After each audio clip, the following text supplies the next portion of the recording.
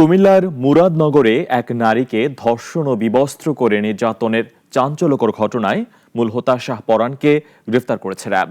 শুধু নির্যাতনে সীমাবদ্ধ ছিল না ঘটনা, ভিডিও ধারণ করে তা ছড়িয়ে দেওয়া হয় সামাজিক যোগাযোগ মাধ্যমে। 2 মাস আগে বড় ভাই ফজর আলীর সঙ্গে বিরোধের জেরে জনসম্মুখে চর খেয়েছিলেন শাহ পরান। মনে আগুন জ্বালিয়ে রেখেছিলেন প্রতিশোধের, আর সেই আগুনেই পুড়লেন এক নিরীহ নারী।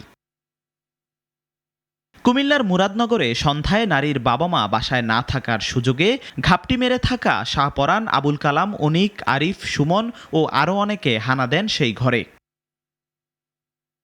নারীর উপর বর্বর নির্যাতনের পর ধারণ করা হয় ভিডিও। ভাই ফজর আলীর সম্মান ক্ষুণ্ণ করতে ছড়িয়ে দেয়া হয় সামাজিক যোগাযোগ মাধ্যমে।